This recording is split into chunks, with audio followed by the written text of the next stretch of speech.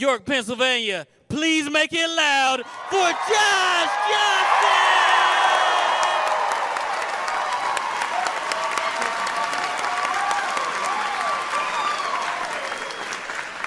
I've thought a lot this week about how, like, family can be chosen.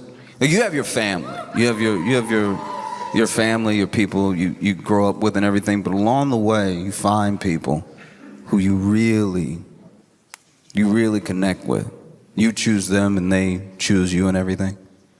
Because the family that you're born into, I'm not saying there isn't massive value in making everything work with your family that you possibly can. I'm just saying that, like, sometimes,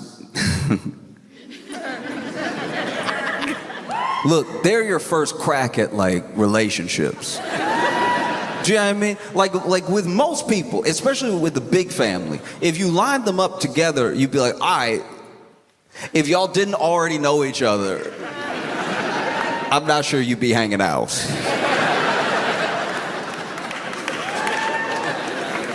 Like, I got cousins that I love dearly, but, like, I don't know. They're like athletic. And then I show up with a Rubik's Cube, but they're like,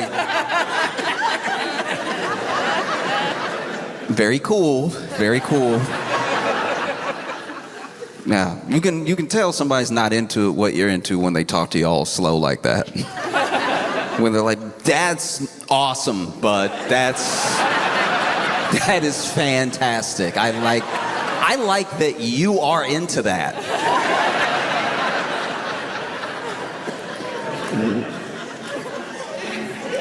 Wow. Oh, I've been hit with wows in my life. Sometimes you get someone that even if you weren't related, if y'all had met, you would have linked up perfect, like understand each other. That real bond, right? And you have the benefit of actually being family, so you get even more time with this person. Like, I look at, tell you about Nikki. Nikki was a kid back down south. Very big kid, but not like big, just tall. I say big, but I mean tall. He was too tall. He was too tall of a person. It was too much. It was like cartoonishly tall. He was that type of tall where everybody asked him if he played basketball. You know that? You know that type of, like, I mean, you're just so, do you just love playing basketball? As if it's a requirement to stay that tall. That you guys start putting in hoop time if you're gonna stay this tall. It's such a funny question. I've never been asked if I play basketball for my height. It's just such a funny question because I can imagine what's going through the mind of a tall person when they're getting that question, because it's such a thirsty question from a short person. They're like, do you play? I mean, you must. Like, you have to. Like, you need this. I need this. I need you to play. Why can't just do it? I feel like that desperation is because you know that they could touch it. It's like, you could touch the rim so easy. You have to touch it for both of us. You have to play. I don't know what the rim feels like. Just please play. I need this. But Nikki was Nikki was tall, but he was as tall as he was clumsy. He was that type of person you would ask to grab something from the top shelf for you, and then as he's grabbing it, you know, he's got the hype, but he didn't have the grip. So he really just knocks something down off onto your head. You about to thank him too. You looking up. Thank you so much.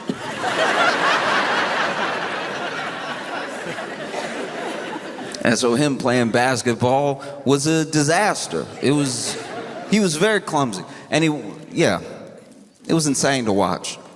Like, I give him a little bit of grace because, like, when he would dribble, the ball did take too long to get back. Like, that's, That's not all his fault. When I dribble, I'm right here. It's a frequent visitor, right? But when he would dribble, it'd just take forever to come back up, and by then he had already run away.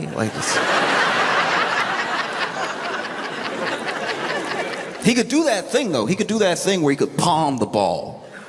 That was wild to watch. Just watch him grab the ball and hold it up look like a magic trick of being tall. And he was always getting truly just smoked on the court. Even his handles were terrible. You know, he tried to put it through his leg, it would hit his elbow on the other side. Never knew how much pressure to apply to the dribble, so instead of being over here 1, 1, 1, he's over here watching it fly away. And there was one day, I don't know what got into him, but there was one day he was making a drive for that net. He wanted to, I guess, show off for somebody. And so he's running down the court, clearly traveling. There's no way he was ever gonna. And he's over here with got both hands on the ball, got the elbow out when people get close, the weapons. And then this dude jumps for a dunk. He goes to dunk, and on top of being uncoordinated, on top of being a true waste of height, this young man has no strength in his ankles or calves. So when he jumps for the dunk and he flies forward, there's someone guarding him. And I think even that guy thought he was gonna fly over. Cause look, he didn't do a simple jump up, efficient dunk. He fully leg spread NBA logo.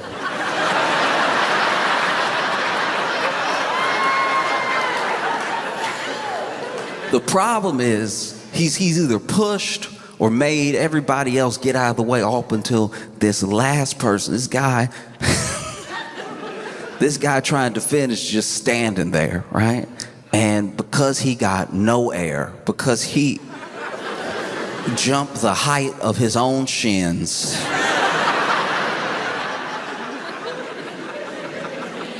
he simply flies into this man. He jumped into him. I've never seen a person jump into another person.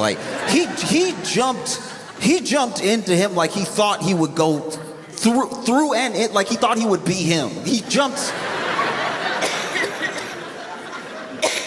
This guy's got his arms out and he jumped into him like it was the end of a war. Like they were finally reunited. This man, holding the ball in the air, just jumps forward. Flies into this dude. And never in the history of street ball, I don't think anyone's ever seen anything happen like this. This man probably expected Nicky to fly over him. But when he just sort of kept coming forward at the height, basically the height he was already at, but with his legs spread.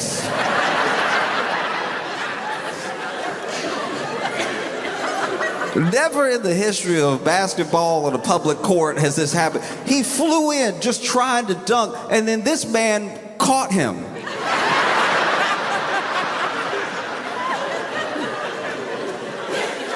I need to show you then. He caught him.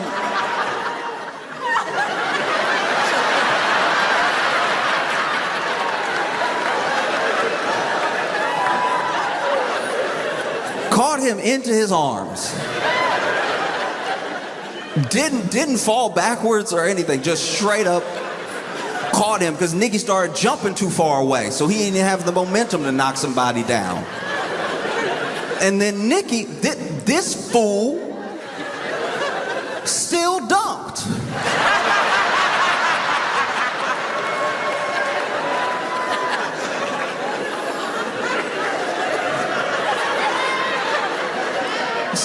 Still dunks. And then had the nerve to let go of the rim. Putting all his weight back into this man's arms. Craziest part about it, he was still talking trash the whole time.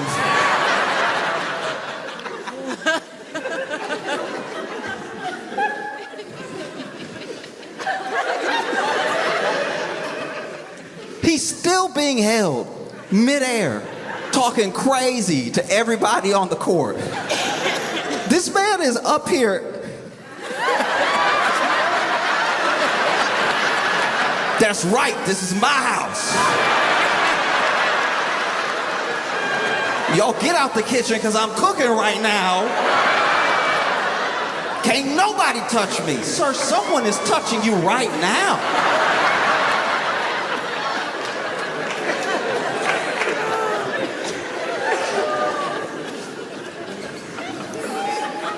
So uncomfortable. And you know, Nicky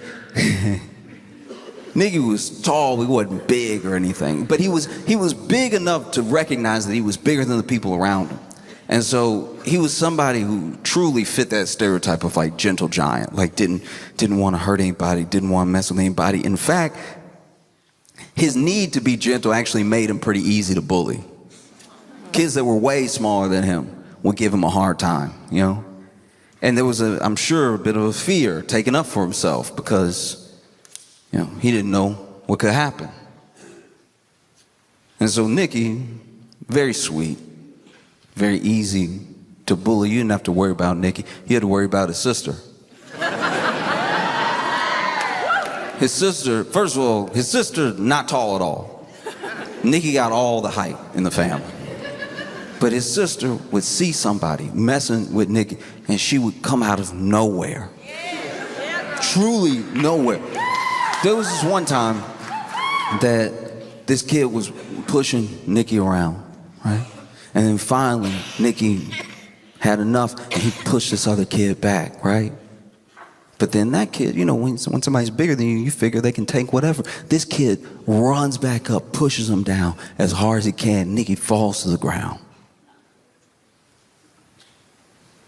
We don't know where his sister came from.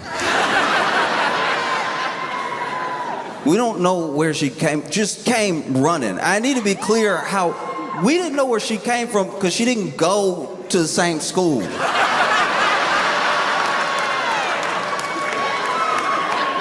So when did you start running?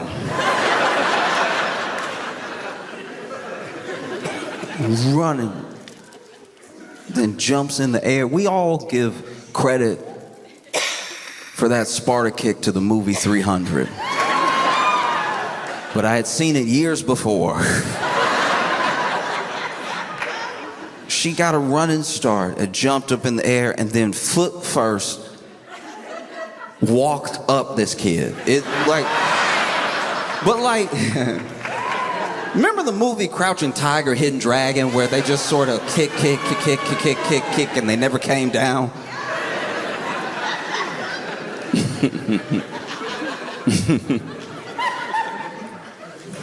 Yeah. Oh.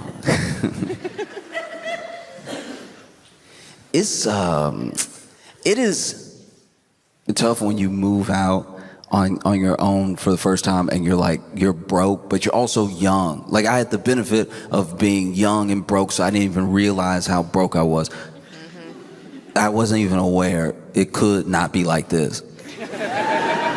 Because, you know, there's a different mindset. I can only speak for myself, but it seems like there was just a different mindset at the time for the sort of standards of my mom's house versus like what mine would be, because I was out on my own for the first time, so I was sort of setting them in real time, like setting these parameters. When you're out by yourself for the first time and you get your first place, this little studio apartment in Chicago, it's like anything. You could do anything, you know? You could put up both Fight Club posters. You could do whatever. You could get the main one and the variant right next to it. There's nobody to stop you.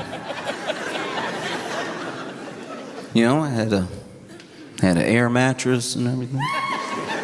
It was just starting out, and so there are some things that I think other people would have clicked right away. We should do something about it. It just didn't happen for me. Not in my head right away. Like, for instance, when I would have somebody over and my fridge worked, but it didn't work hard. Like my fridge would do the fridge things, but just not all the things a fridge is supposed to do. I'd have somebody over, and then I'd offer them something to drink. I'd grab them something to drink, and I knew the cold spots of the fridge because the whole fridge wasn't cold, right?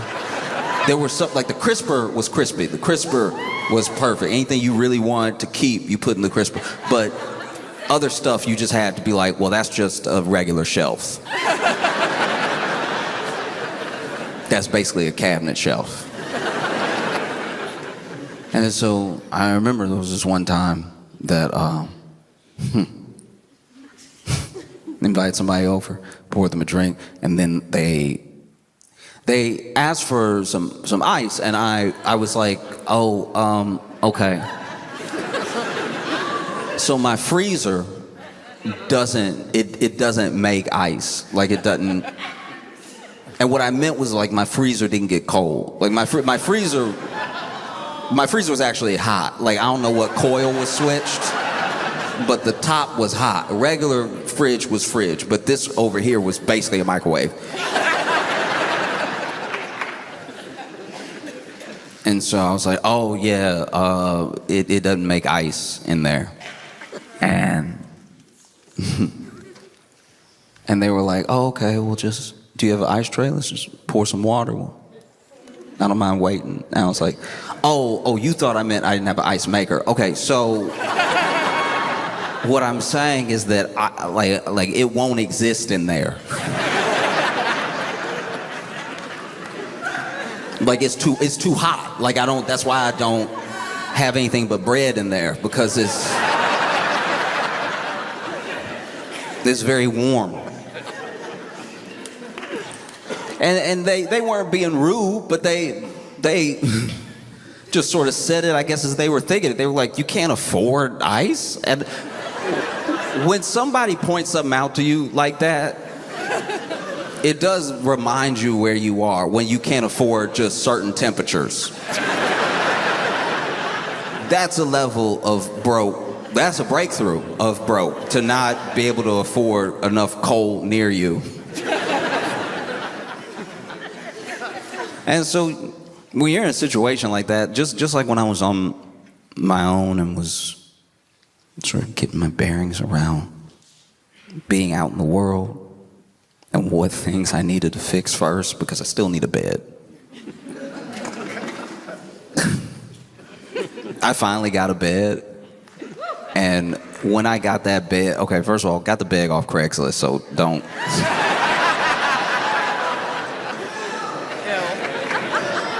The frame. I say whole bed as if it's a whole bed because, if you just got a mattress on the floor, that's a mattress on the floor. You can't call that a bed. So I got my bed frame off Craigslist and then, bought a mattress and everything. That took some saving. For a little while, the air mattress was on the bed frame. Because if you didn't look too fast, it looked regular.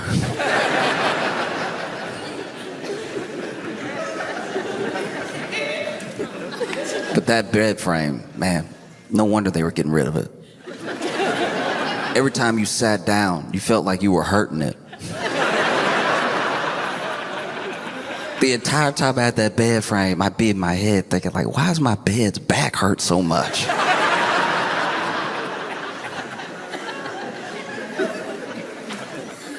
And every creak is just, it just sounds like you don't have your life together. You sit down after a long day of work and you hear,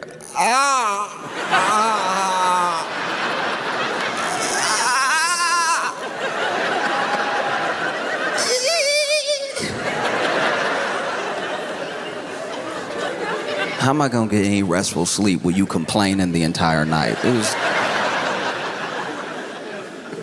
I'd move my leg and the bed would do everything except scream. But when you're in a situation like that, and let's say you're even younger, let's say you're like Nikki and his sister, especially in the neighborhood that they were in. There's a lot of things coming at you, maybe faster than you know how to process. You know, you're in a neighborhood where there's gangs, where there's gang violence, and obviously after the fact, people ask themselves, why would anybody join a gang? You know, why would anybody get involved? And it's a question that's more important to ask before anything happens. You know, after these decisions have been made, it's very easy to just be flippant about it. Why would anybody? Maybe this is somebody who's been beat up their entire life. The only time they don't get beat up is when they're with these people. For better or for worse, you know. Maybe these people aren't the best to have around, but at least I'm somewhat safe. It's a different type of danger hanging out with them. There's a present danger I know by being alone. You know? Maybe there's some sense of, this is the only way I'm going to be able to make some money. These guys already know a way. These guys always have money on them. You know, there's a false perception that maybe this is the way. You know, they put a gun in your hand. I'm sure you feel powerful. They tell you run the block. I'm sure you feel powerful. It's not until something actually stops you that you realize you're not all powerful. Like you look at a kid like Nikki, and you know, it's not like it is in the TV shows all the time, where there's just somebody seeking out, oh, that guy looks cool, I'll follow him around, maybe he'll let me join or something. Some people are coerced, some people are threatened. You know, you live here, you see us doing work, maybe it's time for you to do some work. They recruit them. That's the thing that people leave out. They recruit them, you know? And so maybe a kid like Nikki sees, though, this isn't it. I don't know what is, but this can't do this. So then a kid who almost never takes up for himself, a kid who's very gentle, although he's very tall, waste of tall, not using the tall right at all, but that's beside the point. A kid like Nikki gets approached, tells them, no, I'm good. I don't want to do this. I just live here. I'm not. And then it's his sister, of all people. It's his sister that also looks him in the face. Don't talk to my brother. You leave him alone. Right? Don't come near him. And when you're dealing with a gang, you're not dealing with a lot of reason behind decisions. But this kid who's known for being soft, telling you no like that to your face, and his sister backing him right up every time she sees you all around him, that won't do. You tell them no even after they start messing with you. And then it's someone like your sister that takes up for you. It's someone like your sister that tells them to their face, not as big as you, not as scary. You leave my brother alone. It takes a lot of bravery to do something like that. You leave my brother alone, knowing how dangerous they are. And then, maybe, one day, they decide to send some sort of message, right? And they pass your house,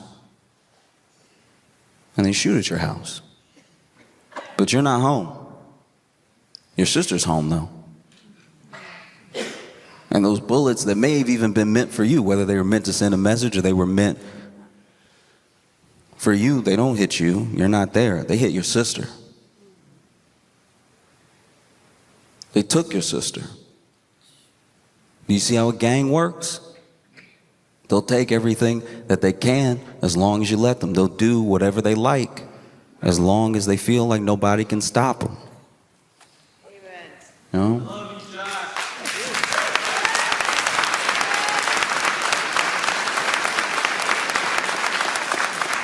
I'll back up real quick. Being out on your own and broke, you have to decide what professionals you're going to spend your money on, because all the professionals you can't afford. So sometimes you got to go to a professional who says they're professional and doesn't feel very professional. Like, for instance, I require some things from a professional. Like, some of it may have nothing to do with their capabilities at their job. They're just things that make me uncomfortable. Like, I don't like when my professionals in some fields take cash.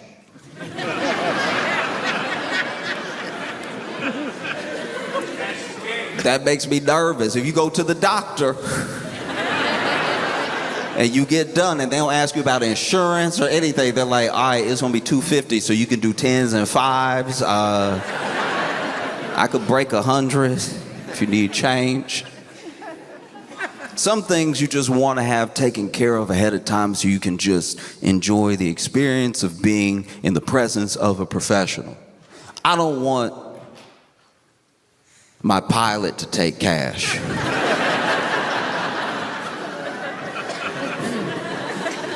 What if I don't have cash on me? Even like the nonverbals sometimes. Sometimes a professional will let their feelings escape, right? They won't be very professional. Just let it out as it happens. That is very jarring. It's terrifying. I don't ever want that to happen. Imagine you in court. You're in court, and then prosecutor says something, and then your lawyer turns to you and goes,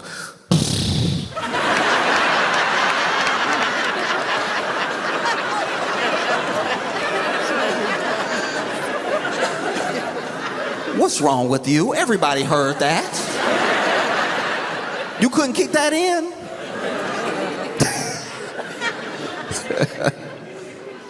No, because you know what it is whenever people, they're supposed to be professional, emote like that, it lets you know that they also don't know what's supposed to happen.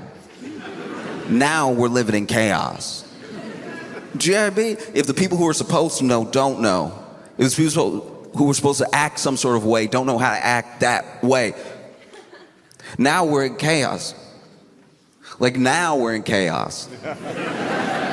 Like, now we're in chaos. And I remember one of the earlier times I felt like this was with my dad. I was in the car with my dad, and we got a flat tire. And he went to the trunk, grabbed the spare, changed the tire, and then the car wouldn't start.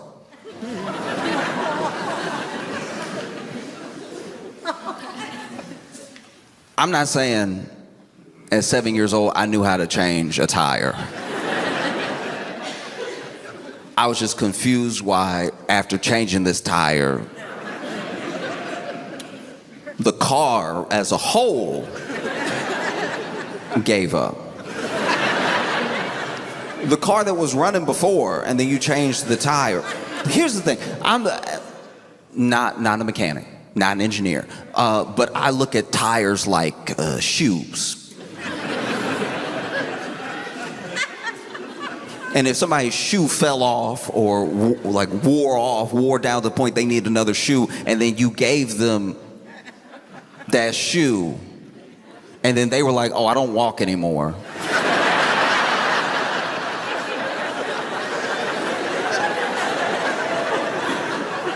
I think you would be confused. I think it's fair that I was confused. I was like,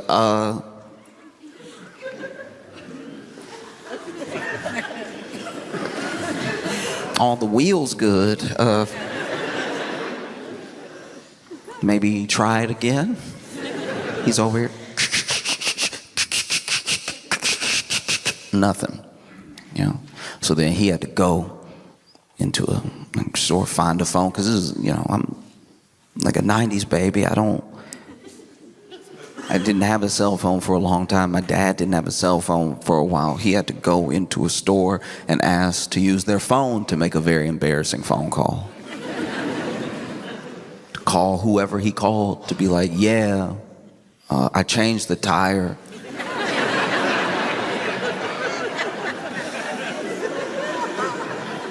And now my car doesn't want to be a car anymore.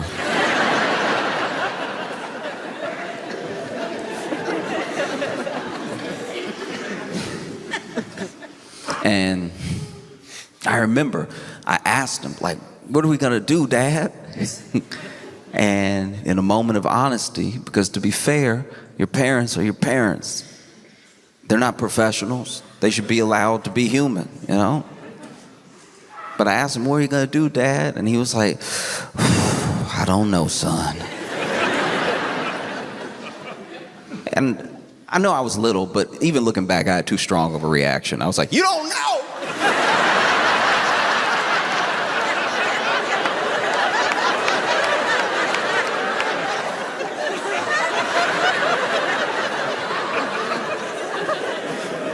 That was a little too much. But in my mind, in my like little bit of life experience, I was like, uh-oh, we are stranded here then. What do you mean you don't know? And then someone came and they gave my dad a jump. Now, this is the first one I had ever seen. And once again, me being a kid, I didn't say it out loud, but in my head, I was like, that's not gonna work.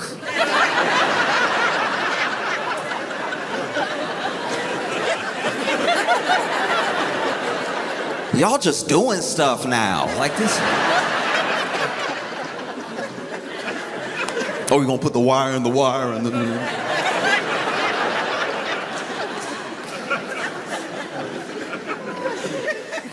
and then it did work. And when it worked, to my credit, I was like, man, my dad's a genius. Who would even thought you just wire up to another car and it'll be a car again?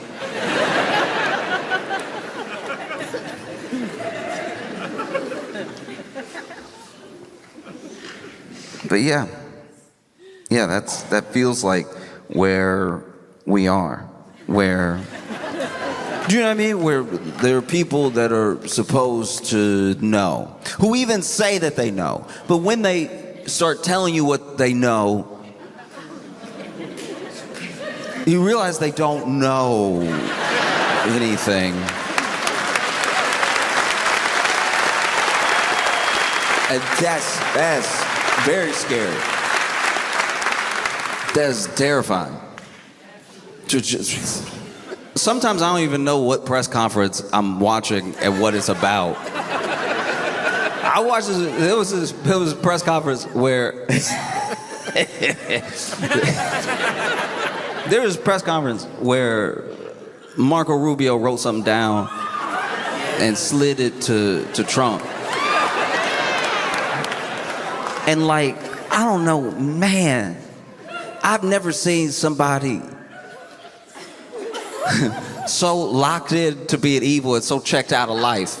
Because this dude gets slid the note, and then there's no way Trump has an internal monologue. We must know every thought that comes through his head. Because Marco Rubio went ahead and passed him the note, and then he says out loud, you know, okay, do you remember in English class when your teacher made you like read Shakespeare, but then somebody in the class had to also read the stage direction just so everybody would know where we were at. Things that should clearly be in his head get spoken out loud. This dude gets slid the note and then says out loud, Marco Rubio just passed me a note.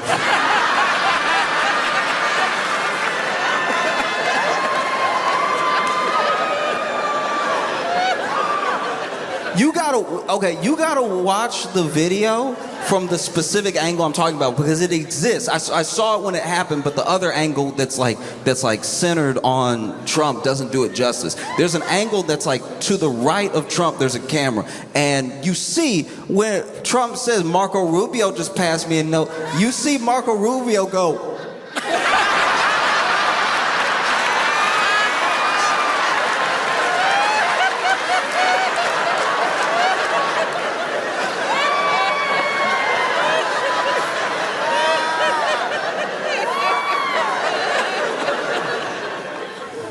and then Trump reads the note out loud for everyone. And that's, once again, maybe something he meant to do in his head and his mouth never stopped. Because then he's like, it says Chevron. Go back to Chevron.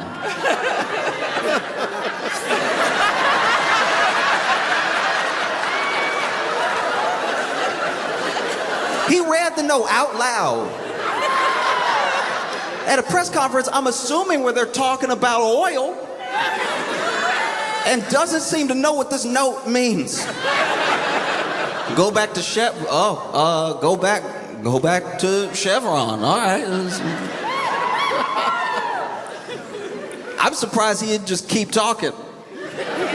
Like, go back to Chevron. Oh, I've never worked there.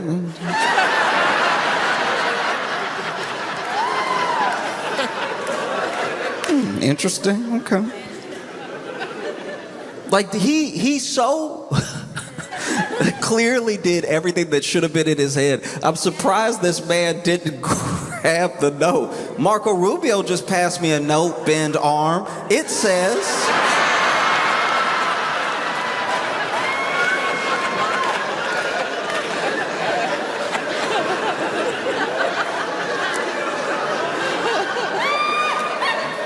it says go back to Chevron. What does that mean, turnhead?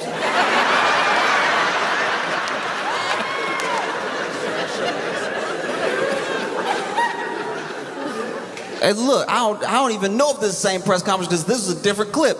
There was a point where I don't know if Trump was talking or somebody else was talking or if he was being asked a question, but he just got up from the table and looked out the door. This man over just, yeah, you know.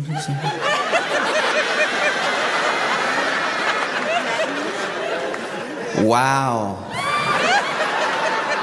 That's gonna be the entrance to the ballroom.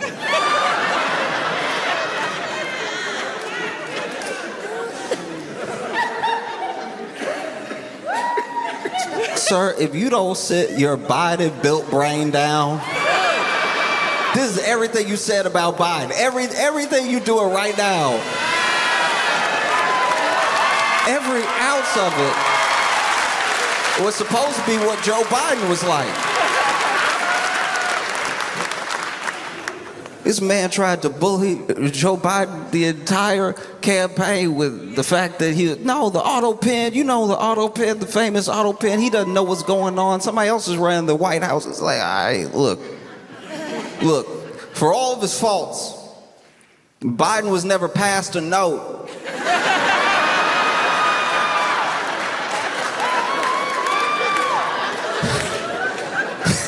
He was never passed a note. It was like, Vice President Harris just passed me a note.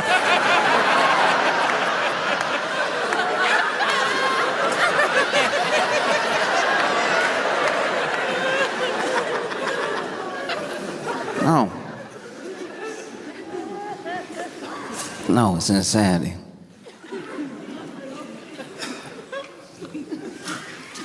it's so wild. Especially because we're how.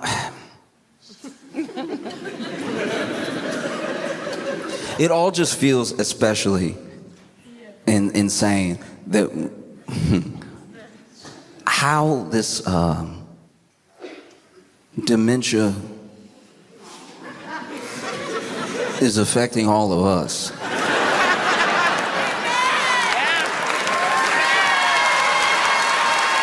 Do you know what I mean?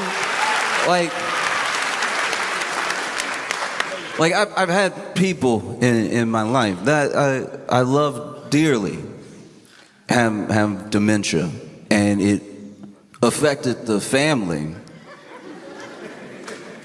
not the country. Not, you know what I mean? Like if your great uncle starts grabbing the remote control for the TV and pressing buttons and putting it to his ear, that doesn't affect Greenland.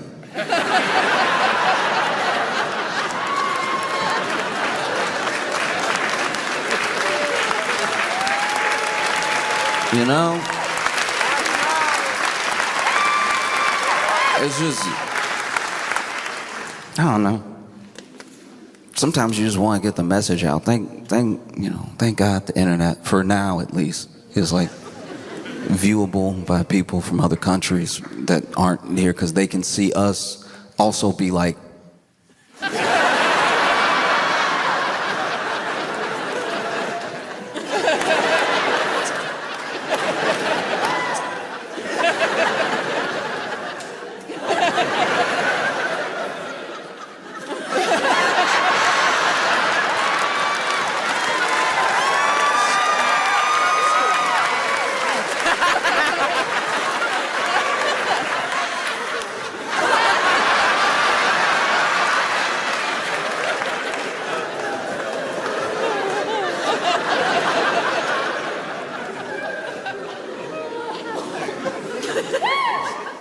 no, every day we wake up, and if you have a smartphone, you probably have your notifications on, which is not, is maybe wait. The stuff will be there eventually. You shouldn't wake up to the news. Give yourself a minute. Do you know what I mean? Because like you wake up and then you open your phone and there's all the headlines because the publications were working while you were sleeping, and they have a list ready to go of things to give you Marco Rubio face.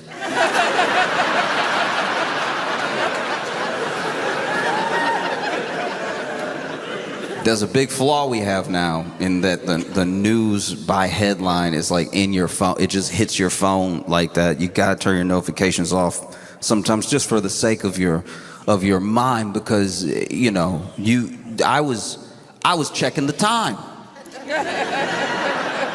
I just wanted to know the time, and now, uh-oh.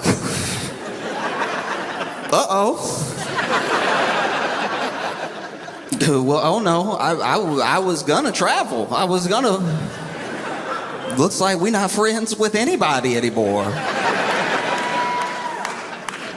It's devastating. You know?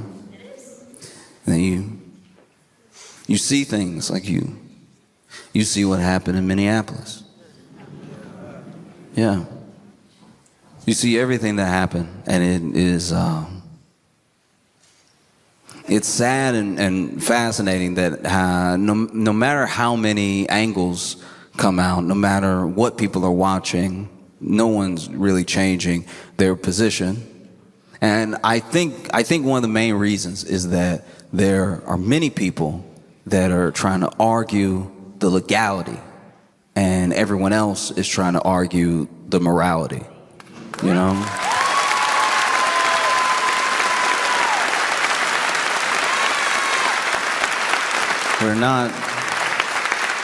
We're not speaking the same language about these things, which is one of the main reasons we're not getting anywhere. And I think that, look, if your entire moral compass is based on what the laws are currently at the time, I think that's a very weak compass, because all of the good that has ever come to this country and to people in general was through change. It was through adjustment. It was through figuring out what met the moment the best, you know? There's no, to me at least, there's very little good in just saying, well, that is the way it is. Yeah. It's like, that's not enough. Every benefit to your life, every single benefit to your life came through some sort of change. The powers that be weren't just waking up one day and then thinking, oh, well, we probably should do a little better. Sadly, that's not how that sort of like arc of justice bends. It usually bends with pressure, you know?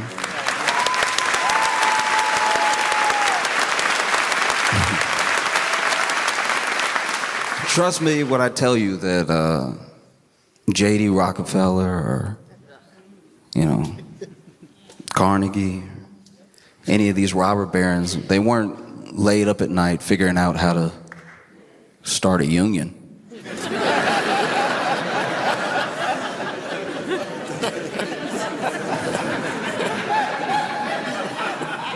You know? All these things come with time. You know, you can make whatever legal argument you want to make. That is not what people are not arguing for some sort of like Section 3, Article 5 of some. They saw the video. You saw the video. And I personally think one of the reasons to argue the legality or to make the status quo your moral compass is because you're either not affected or you think that if you play ball, it won't come for you. It won't affect you, you know? And that's just not the case. Now we are where we are because they needed something.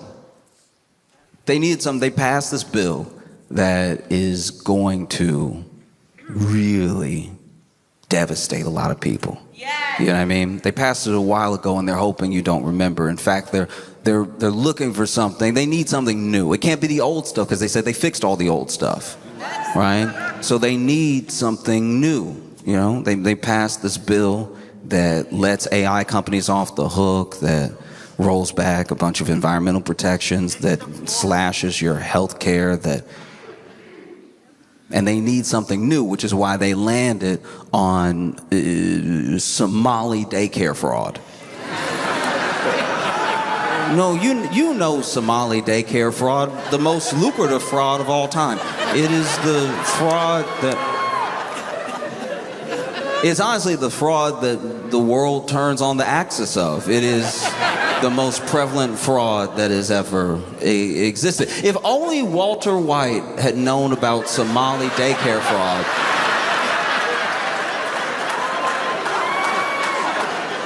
would have been a very different show. No, they need something new because they're hoping that you'll forget that they can't actually, and they don't have plans to, and the things that it would take they're not willing to do to improve your life. They're not going to do it, you know? They're all in the same pool, so they're not going to tax their friends, you know? So what can they do? Well, they can't improve your life. They can't do it, but they can make everybody else's life miserable. Like they could make everyone else's life worse, and then that's equality.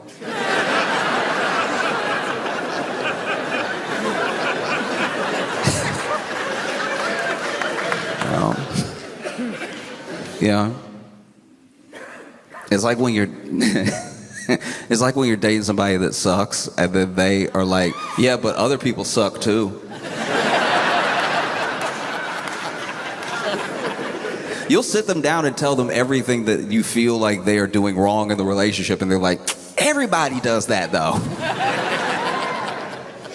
Like if it's not me, it's just gonna be somebody else forgetting your birthday. That's gonna happen.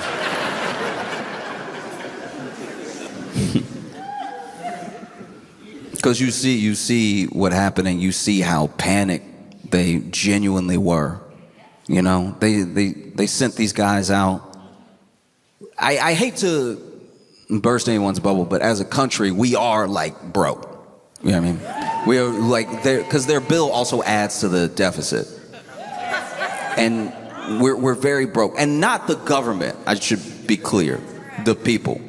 Like the people. I know people think it's the same thing. But people from other countries, just so you know, it's not the same thing. The country, as in the government, is doing fine. They just found a bunch of oil. It's the people. It's the people who are struggling. It's the people whose groceries prices and whose healthcare costs are skyrocketing. It's the people who have less to show for the work that they do. And it's the people losing their jobs, getting their government jobs slashed and getting let go from companies and everything. And so they need something. We can't afford, in the bill, $29 billion for ICE. We cannot afford ICE any more than I could afford ICE.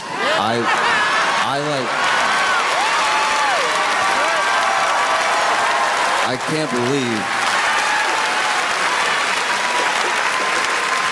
$29 billion. I mean,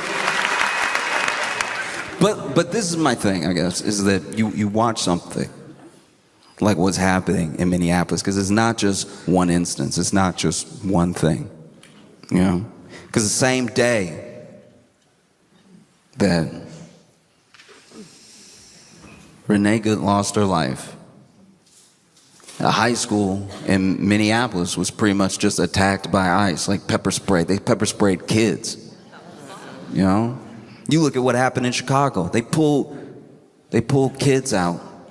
They pulled all these people out of this building. It was just a show of force. It doesn't look like there were really any convictions out of that. It was pure harassment, you know? People talk about comply. People talk about what is legal, but really think about what's moral, you know? I'll tell you right now, if you just sort of go with the flow, you go with the status quo, you just simply comply over and over again, you know, nothing really changes. Not a single thing. Because once again, the people who have everything don't really think about breaking you off a piece. That's just not how it works, you know? They weren't up at night figuring out, oh, you know, maybe a minimum wage would be good. You know?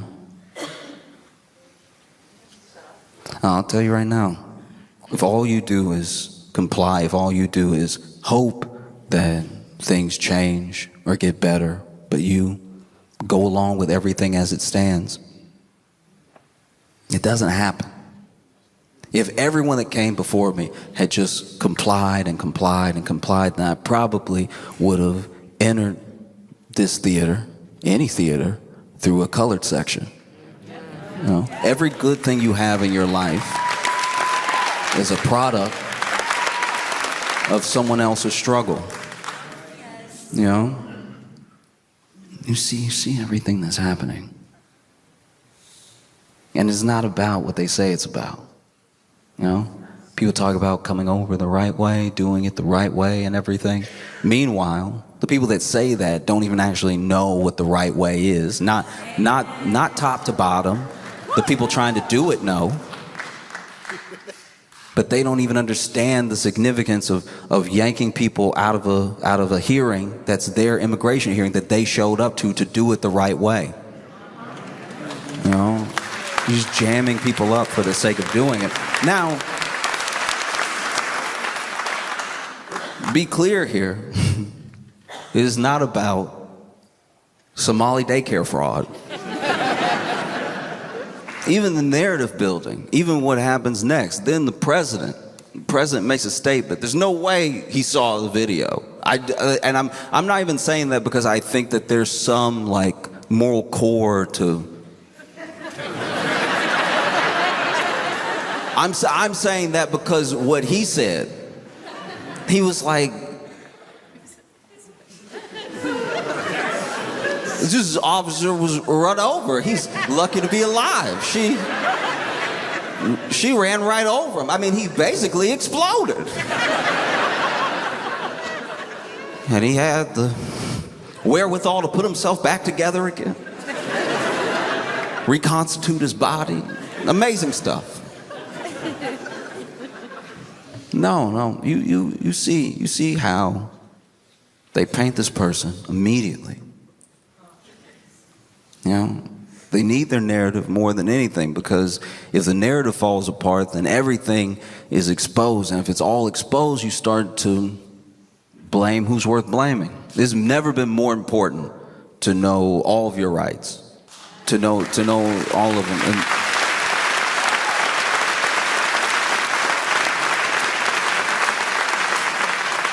you know, it's never been more important to know the difference between a judicial warrant and an ICE warrant. Like, a judicial warrant is something signed by a judge, and the judge signs it, and it means they can come in. Because the judge wrote the thing, we need to go get you. And a lot of times when they have a judicial warrant, they don't even knock. They just sort of come in. It's not really up for discussion. An ICE warrant is a thing that ICE wrote that they may show you, and it may even be part of narratives that happen for the future where, well, they had a warrant. Which warrant? It's important to know, because ICE having a warrant is like me writing myself a sick note. You know what I mean? I've done it many times. I've had to write my own doctor's note many times. And every time I gotta write my own doctor's note, the story, I do too much. The story's like unbelievable. Like usually a doctor's note is like 2 sentences because doctors don't even want to do it, but sometimes employers or schools require it. But then I would be doing, oh man, I'd be doing too much. I'd be like, ooh, what a brave boy.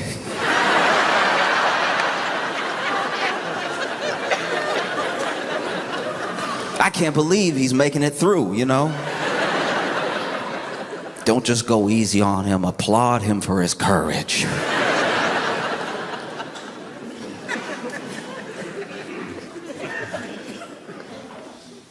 It's very important that you understand what's happening and what could happen next as a result of it. So often our lawmakers, and even some of us with the best of intentions, address things as they happen. We don't cut them off ahead of time. Like I watch the things that happen with ICE, and they're not cops. They're these federal agents that are there to kidnap and disappear people. That is the point.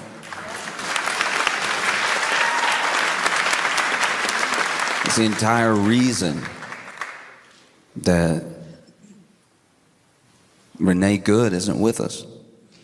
And it is more than fitting that these people, that this administration would be the enemy of good. Like,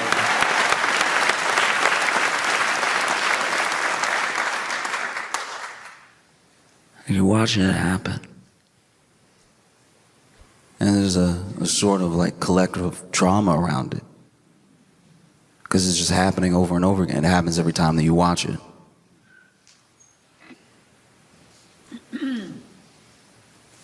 And I don't know, it reminds me that it's important to choose as much family as you can. You choose to protect your family. Choose to protect people that when you were born you had no relation to, but you found each other. There's nothing more important. Because when they didn't see Nikki the first time, they went ahead, spin the block, let's go back around, shot through. They do the same thing to us. They do the same thing to us all the time.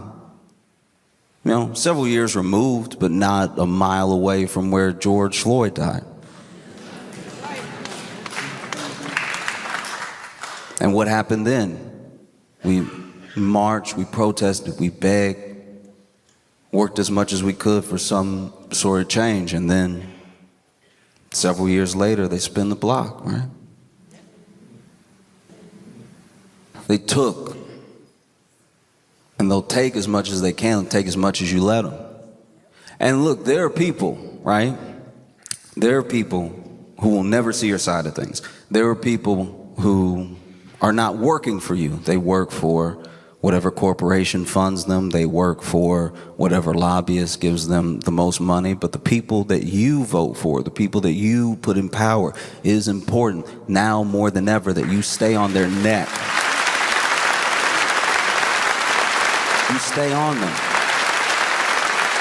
Because when things like this happen and there's this sort of like rhetoric around, you see how people feel one way or the other, and you see politicians try to do their spin.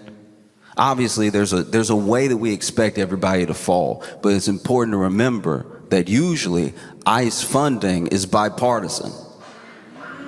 So you only control the people that you vote for, but you got to stay on them. You never let up. Being a public official should be a headache. You know, I genuinely, it depends on who it is, but I usually hate to see him smile.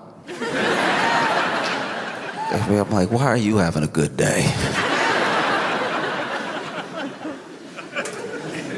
Because you wonder, you see these videos of people just going about their life or trying to do the right thing, being violently met by ICE agents. There's always a narrative to fall back on later, even when the narrative is a lie, even when it gets disproven.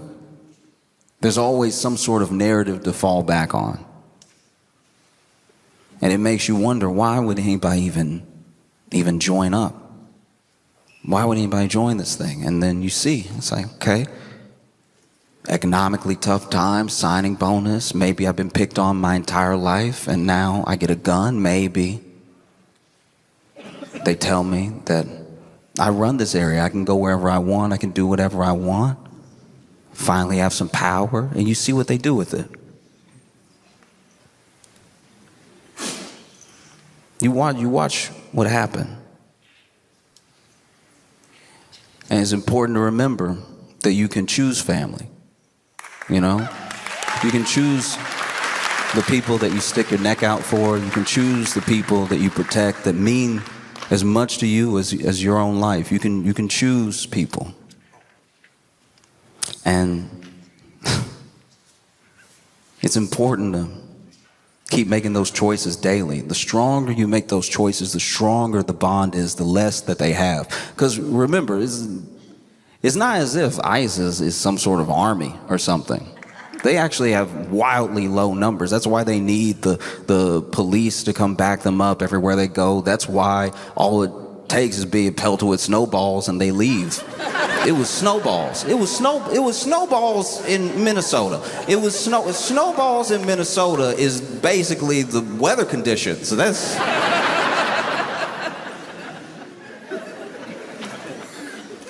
And so, when you watch what happens, it's important that we as people take it upon ourselves as best as we can.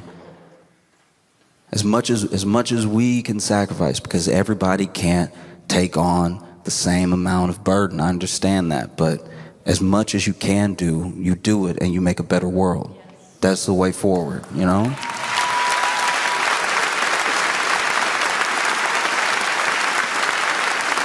This was not the first ICE-related shooting. This was not the first ICE-related death.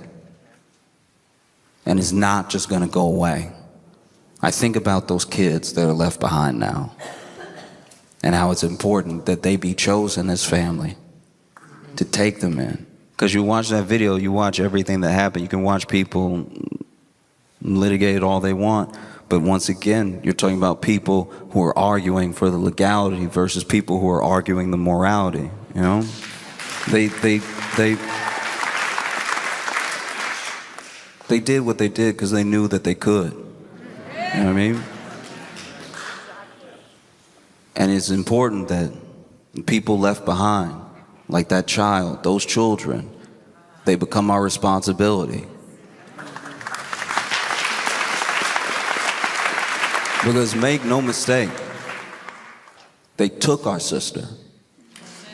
Do you see how a gang works?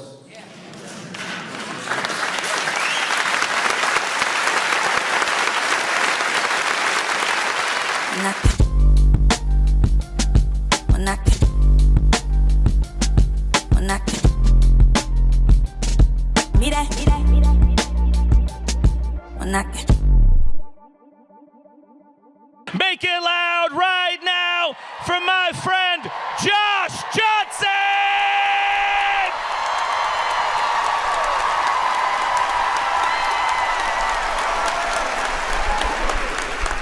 Is this really happening? Is this really happening? Was a thing that I found myself saying. I was with my friends and we were hiking, which was a mistake.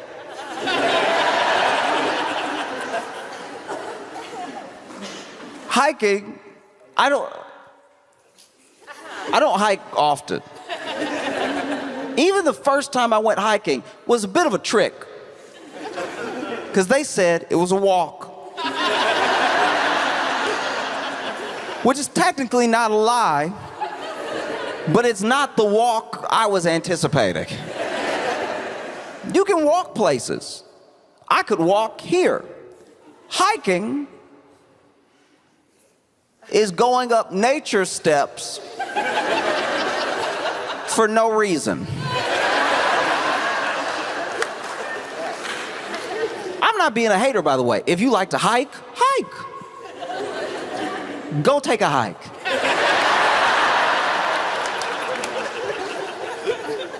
But if you want me to hike with you, I don't know why. Maybe I'm just good enough company that they're like, oh, we'll miss them. Let's hike together.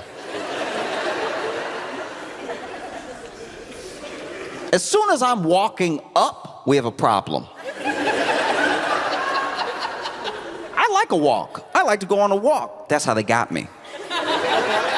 As soon as I'm walking and the steps are not, we've figured out steps. We have figured out the rise and the run that'll actually be decent on your hips. You want to get some exercise? Walk up that thing that Rocky ran up. This thing, I was like, eventually I'm like, where are we going? And they're like, to see the view.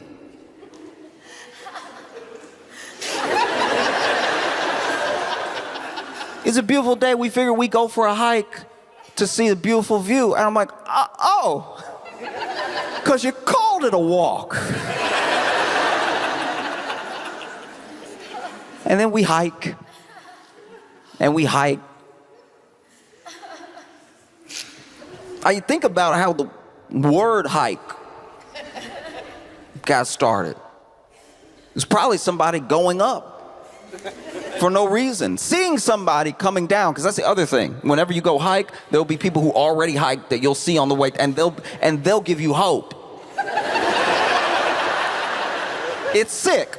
It's sick. They will give you hope because now that it's easier to go down.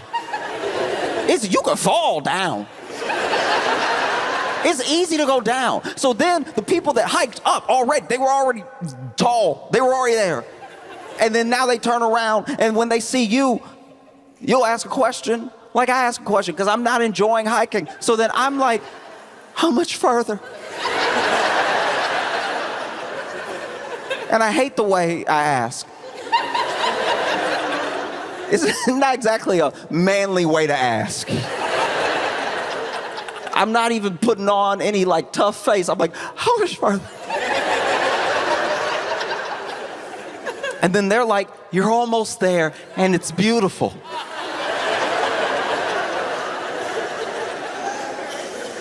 Two lies in one sentence.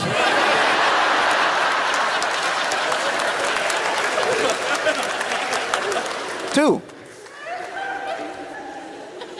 It feels like you're almost there to them because they turned around. They're going down now. It's easy. Going down is, ooh, smooth. They forgot when they were where we are. They've turned around. They don't even care how long it takes to get down because you're always almost down. If you get real tired of walking down, you can lean. Gravity will take care of the rest.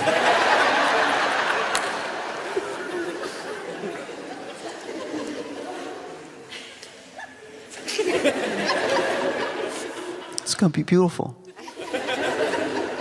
And then you keep walking.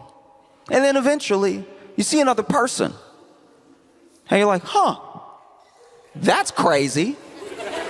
I probably shouldn't see another person because I was almost there when I saw the last person. And you see the next person, the next person, just as optimistic. It's gross. I'm just as happy. I barely even got out the sentence to the next person.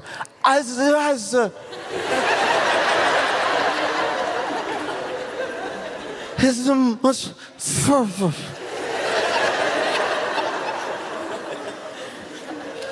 And they're like, oh, it's just a little bit further, and beautiful. Don't ever do that for anything but food. Don't stop acting like you can taste experience. Just, the view, like. Did you walk up with your mouth open? Why? What's wrong with you? And luckily, this person, this liar, had a friend, a reluctant friend, a friend like me. Because they were like, oh, no, you're going to love it. You're almost there. It's beautiful. And then their friend was like,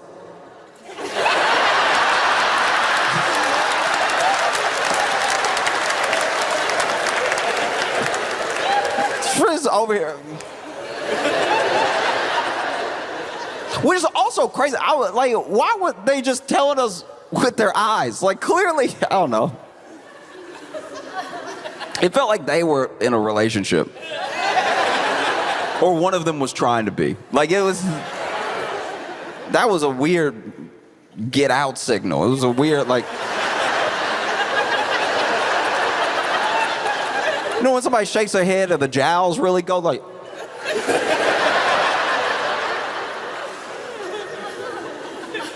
We go up. We go up. We go up.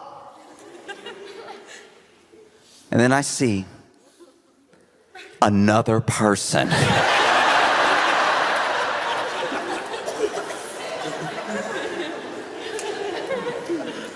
I see another person. And they're coming down. And when I see them, I'm like, I love.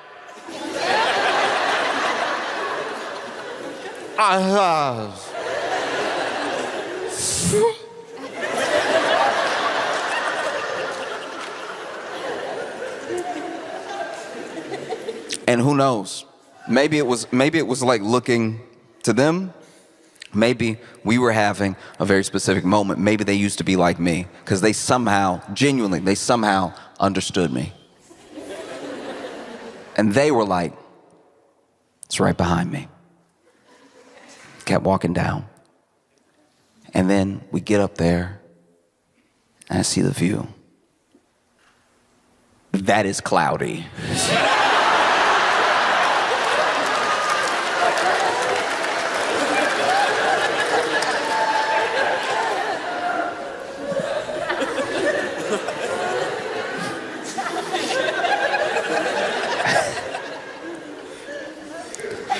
I walked all the way up here to see stuffing. Like it looked like, you know, like when a dog rip up a toy real good. Bunch of white clouds, some gray. I didn't know we walked this high. At one point I had to ask myself, I'm like, am I still alive? Like this.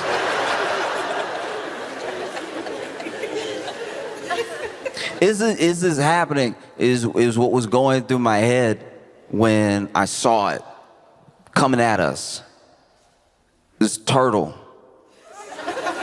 The turtle was coming at, and not just a turtle coming at us, a turtle was coming at us fast. None of this should be happening. I'm at the top of a mountain with a fast turtle locking in on me.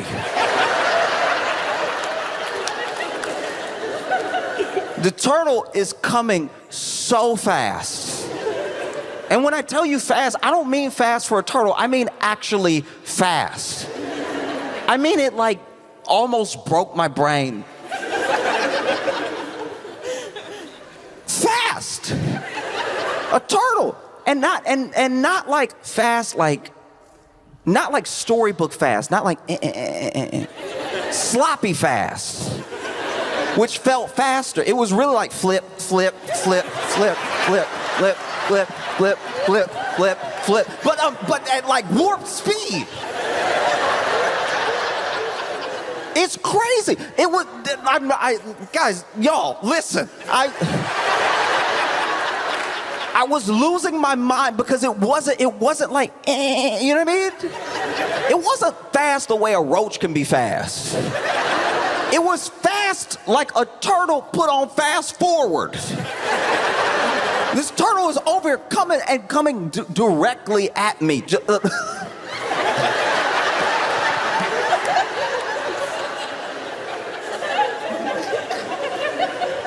And so appropriately, I scream.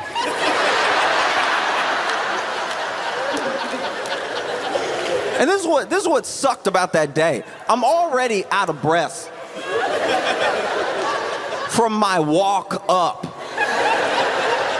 So I can't breathe enough to scream, and I'm also scareder than I've been in several days.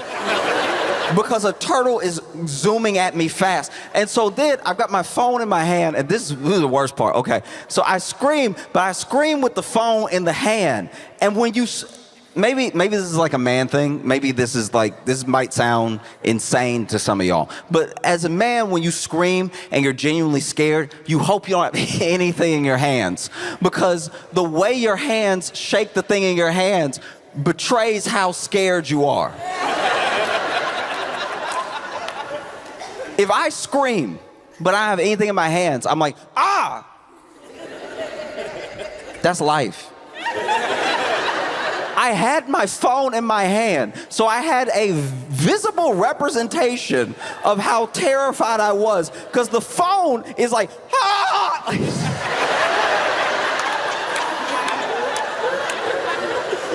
If the phone had moved a centimeter in my hand, it'd be like, he's not even really that scared, he's just surprised. The phone moved easily a foot and a half.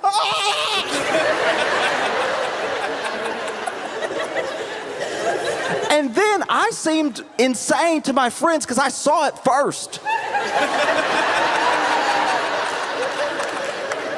So for them, I'm someone who they admittedly tricked into hiking, and I was huffing and puffing, and everyone we saw was like, how much further? How much further?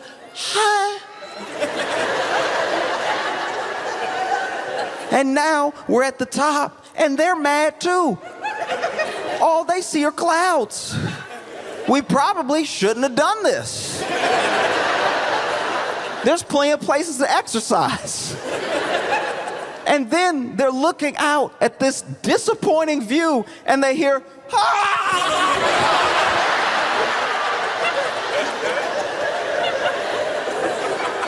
It would have been better if I had dropped my phone, because I'm screaming and I'm back on, ah! And then the turtle is coming at me. And then everybody sees it. And this is where I lose people and people lose me, because then this is where the story gets muddy, right? Because we all ran.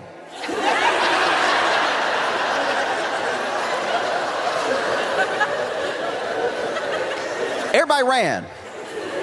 I turn around, everybody with me. So we were all scared. And everybody ran, right? But then, after we run, after we're safe, now they want to tell me that wasn't a turtle. I saw it first. I saw it the longest. I decided what it was.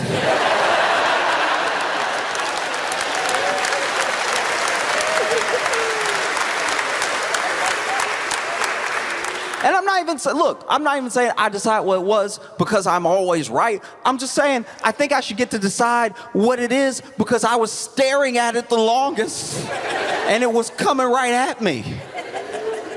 Terrifying stuff, you know?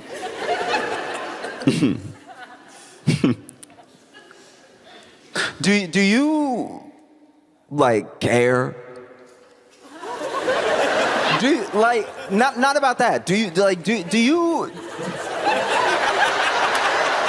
No, do you care? Because, okay, there are things that happen sometimes that no one can agree on, like, the proper etiquette for how to handle. Because there's enough going on socially that people start making up rules as they go to sort of get through life. And then after a while, you know, now that we're not like in the wilderness anymore, and now that we have like modern technology, now there's a little bit of breakdown. There's a little bit of breakdown in like what's proper etiquette, right? So for me, this is my thing, and I'm not asking you, don't say anything out loud. Answer the question in your head, because I cannot tell, and I've had countless arguments about this. Is it messier to answer the phone on speakerphone and not tell somebody they're on speakerphone? Or is it messier to call somebody knowing you want to talk mess and there's a possibility of being on speakerphone? It's hard to tell. They're both not good. It's happened many times. Many times I've been in the car with somebody and they throw speakerphone on. They either are, you know, trying to drive responsibly, or they just love answering on speakerphone because they love having their hands free and they don't have their AirPods in or whatever, right? One time, I was with some friends and they were calling some family. We're in the car, and family member picks up. But it's not who they call, it's the kid. The kid calls, it's like, hi. And we're like, hey, how you doing? Like, oh, I'm good. And this kid doesn't care that they're on speakerphone. They don't have anything to say that's like, you know, hush hush. But they're like, what are you doing? And the kid is like, oh, I'm just eating hot dogs and sitting on toilet.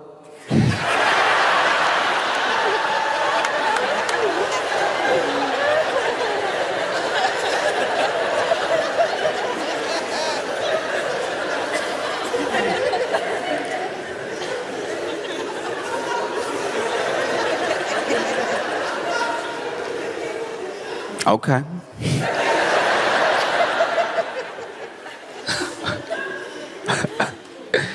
Okay.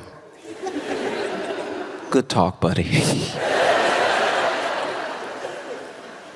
Many times it's been, you know, conversation, calling, answer, speakerphone. I personally think that if I call you and you pick up and I'm on speakerphone should be my last name. You're on speakerphone should be my last name. Hey, Josh, you're on speakerphone.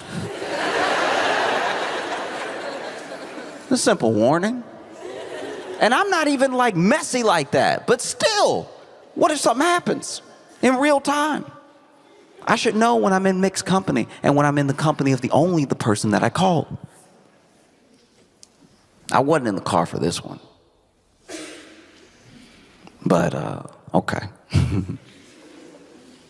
let's just call them,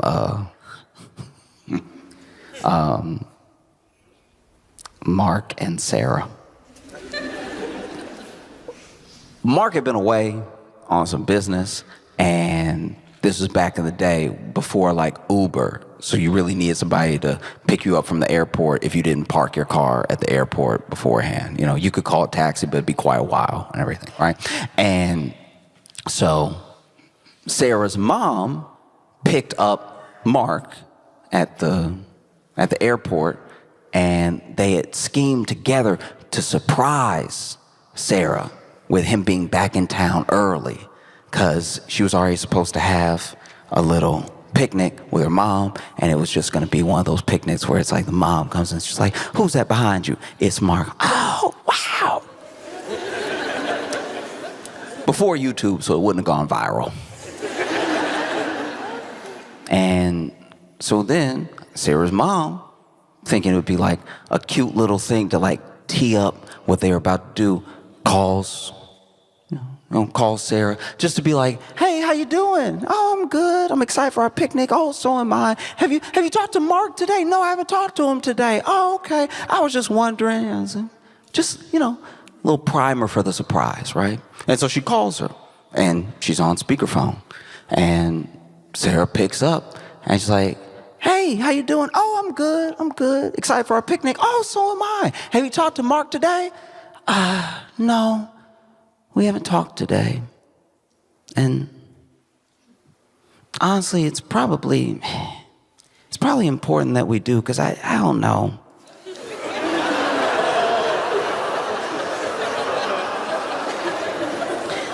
I don't know. I don't know. I feel like it's just hard. I feel like the spark is like gone. Like it's just, and maybe you went through this thing with Dad, but just, I don't know, like sometimes he's gone and I'm like, all right. You know what I mean? This doesn't really feel like it used to or anything. And even when he gets back, I'm like, not that excited. I should be more excited.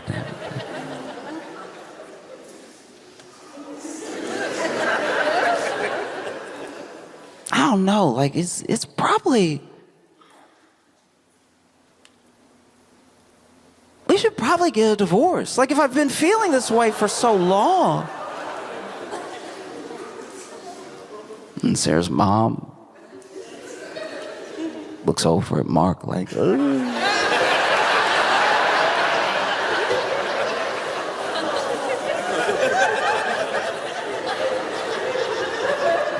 You know when you can't cringe enough?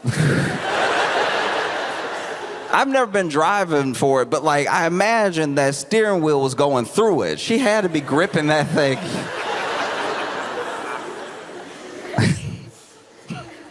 Like the car was about to take off and fly away. And then she goes, well, sweetie?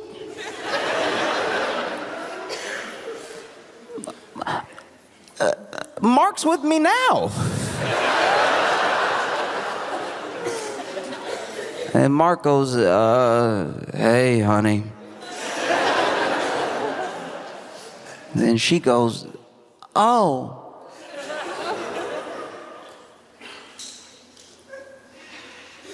Do you think we should get a divorce?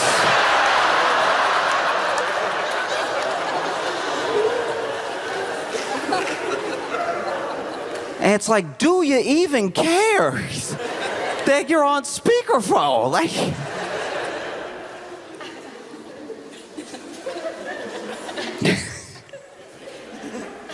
I am not like a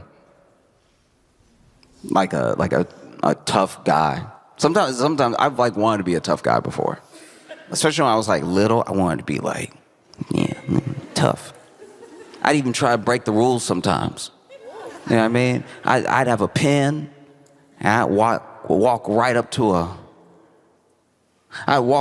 like a white wall and be like,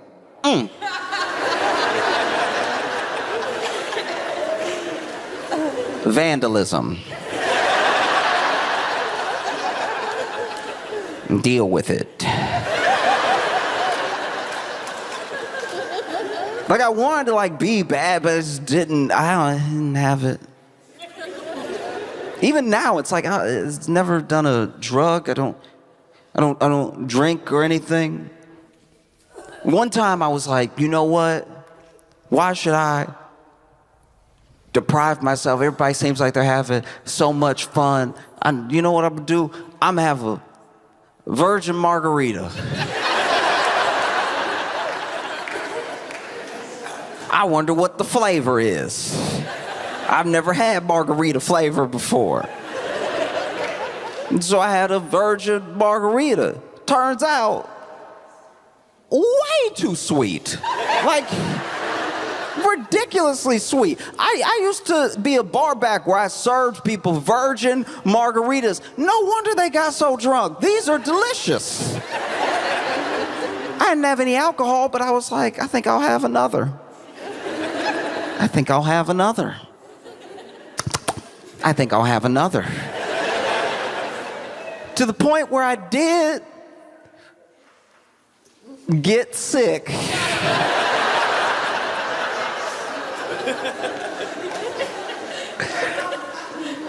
I got sick off virgin margaritas. And like real sick too. Like, called my friends. I was so sick. I was with some friends. I called other friends. I called friends to be like, you know, y'all been drunk before. Y'all have had your benders and everything. I don't have any alcohol in me, but I got like the other half. I got like all the sugars. My stomach hurt. And like, look, I don't like that it happened, but I was not throwing up. I was just saying ooh a lot because it felt like I was gonna throw up, so I kept being like, ooh.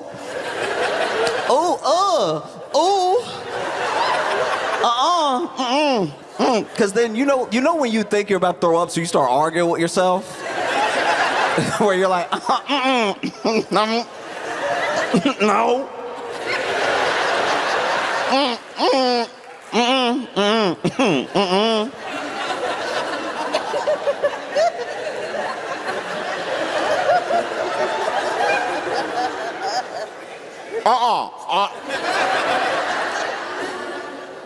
I'm telling my friends, I don't, and they're like, do you need us to take you to the hospital? I don't know if I'd live it down. I don't know if I could live down being rushed to the hospital off virgin margaritas. Maybe having to get my stomach pumped off virgin margaritas because I ingested a childish amount of sugar.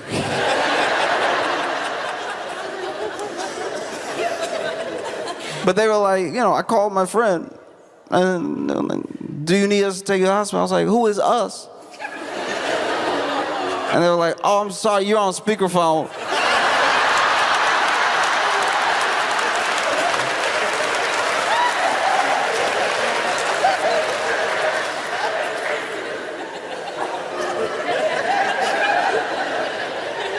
There's no way to take your cool back off speakerphone. I was so embarrassed. I was on speakerphone, and then I muted.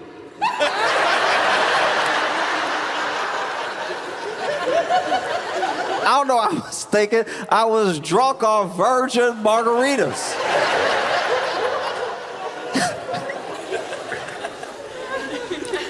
Oh. But those are things I've been thinking about because I've been watching what's happened.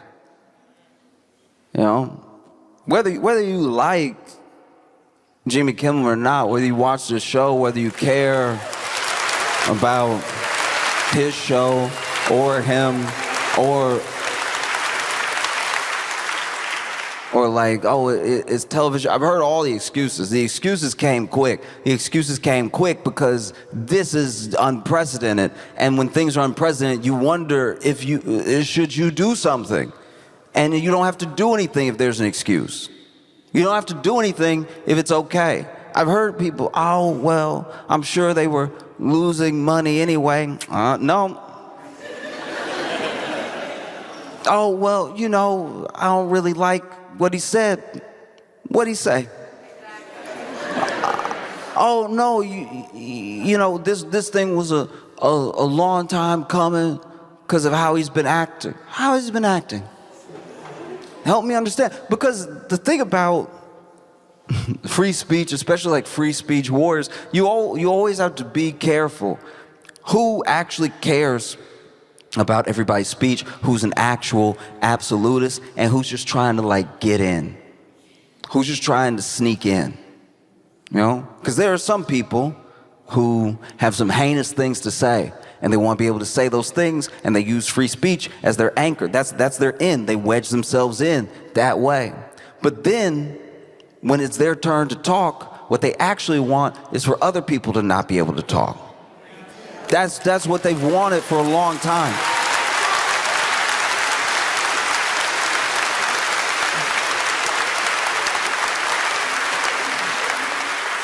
Like I'm blown away about a thing that we've done since I was a little kid.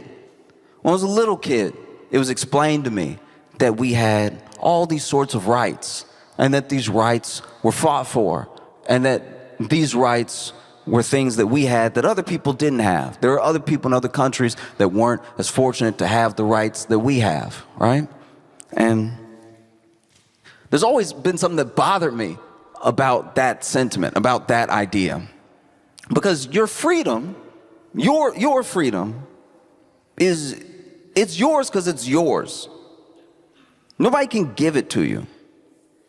Nobody can make you as free as you were born. Life gives you freedom. You're supposed to be free.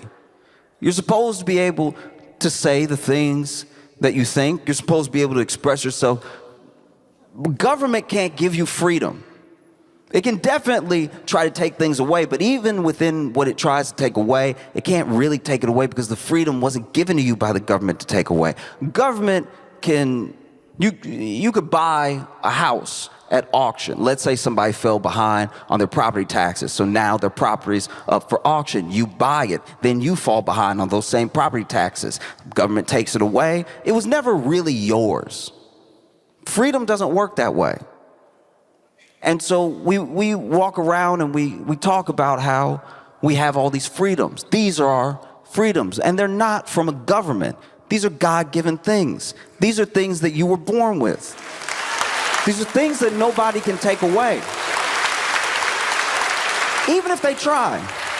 Even if they try. Look, they've tried with people throughout history. And there are people that live in a world without those freedoms, right? But even the resistance to express yourself is still your freedom trying to like sprout out of all of that cover. Your freedom is yours. I can't stress it enough. It's like saying, government, let me keep all my toes.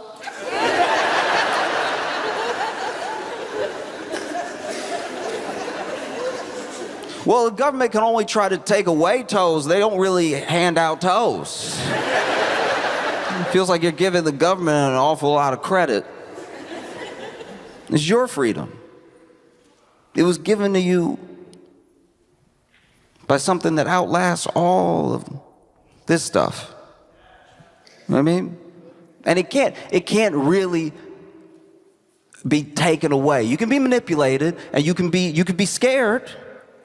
You could be angry enough, like some people are angry enough, to let someone's freedom of speech be taken away. You could be fearful. You could be so fearful that just the threat of an investigation, just the threat of some sort of government overreach makes you cave before there's even a solidified threat there. You know, you have a fear, you have an anger, you can have a hate that goes deeper than an anger. You can be so confused about what's going on, you just want someone to make a definitive statement about anything. You'll just go with it because you hate not knowing, you hate uncertainty. And then you see something like what happened to Jimmy Kimmel happen. And then you see people ask, is this really happening? Because it was never supposed to be able to happen here. And it's because of a lie that we told ourselves. We told ourselves that every country and everyone was different from us. Which is why we don't recognize ourselves when things that are only supposed to happen in other places happen here. You know? That's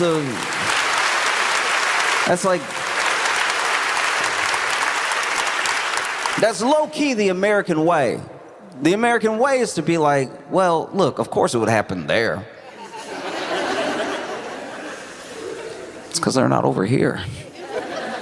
And it's like, no, whatever it is, happened over there because it could happen anywhere, especially if you're not vigilant, especially if you think that things won't happen to you just because.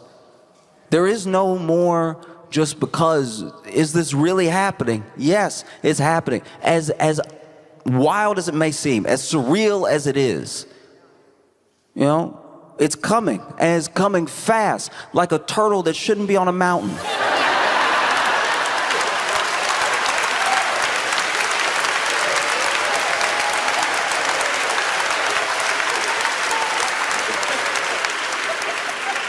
Is this happening? Yes, it is happening. This is happening. There's no way around it. The people who are okay with it are okay with it for now. But there are plenty of people that I don't even like, that have the presence of mind to know that this is not just crazy, this is unacceptable. This cannot happen here. It can't happen here. Because, look, this is the other scary thing about government. And I'm not just trying to scare you. I'm just telling you everything that I've seen, everything I've ever read about, and people from other countries that have different life experiences to us. I'm telling you what they're saying, right? Pendulum swing. And one thing that governments don't do, hardly any government does, is give back the power it took in some way. You know what I mean? If you give over to fear, if you give them these things, they will be given and taken for good. There's no way around it. And we've already seen you cannot do enough. You will not be good enough. You won't be complacent enough. You can't placate enough to make it stop. It will not stop. They came for a white man with money.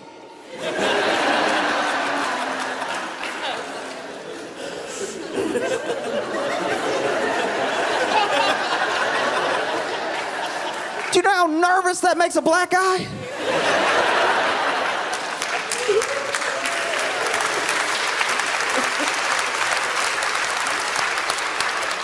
They came for a white man with money that really didn't do anything.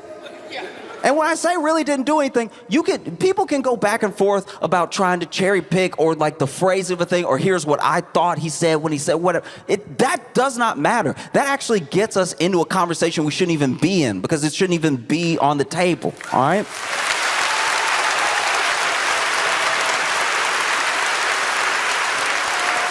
It is not going to just go away, and it's not going to just stop. So then it's important. Do you care? Because if you care, that's very different. If you're scared, it's understandable. Plenty of people are scared. People with money are scared. ABC was scared. Disney was scared. You know Disney. Oh, you know Disney. Disney was scared. Disney, the same people who come up from behind you if you draw a picture of Mickey and go, what do you think you're doing with that, huh? Huh?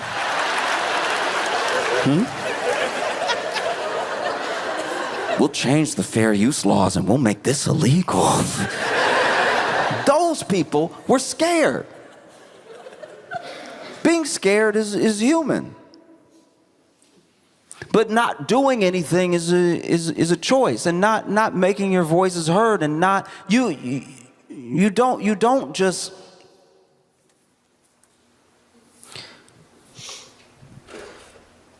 just take for granted what's happening. I think that there is, in my opinion, not enough alarm bells sounding.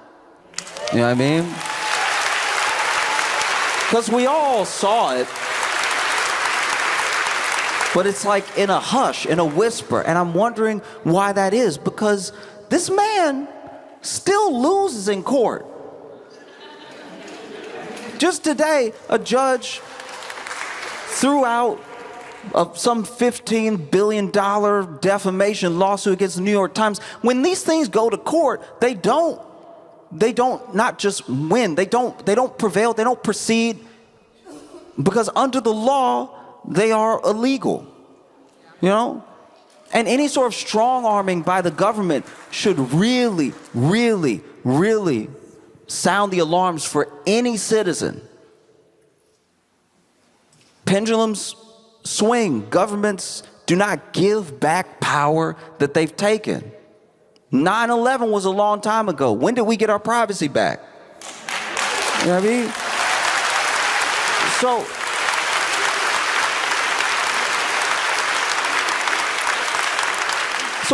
if it happened with privacy and then became normal and then you didn't really care, the same thing could happen with speech. All of a sudden you're like, oh yeah, I guess I should get Grok to proofread my sentiments on the day. You're not alone in being worried, you're not alone in being fearful, you're not alone in being angry.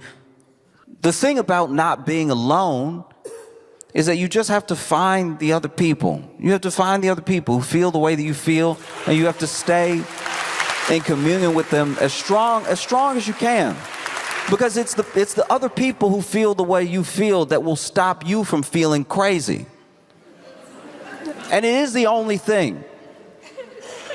That's the only thing that will, you know, if you keep the phone in your face, you will feel like you're losing your mind.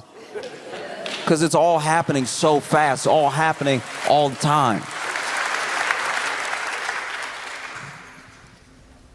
Like, I'm not a tough guy.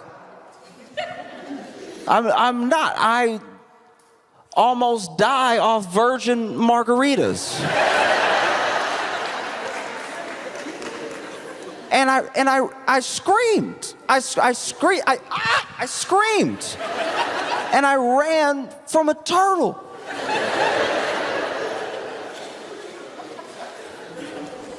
But I can't run from this, and neither can you.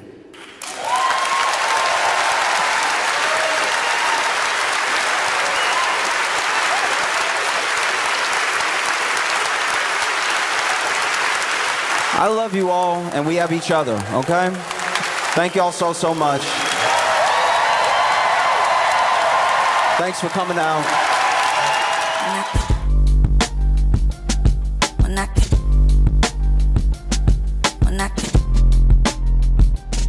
Mira.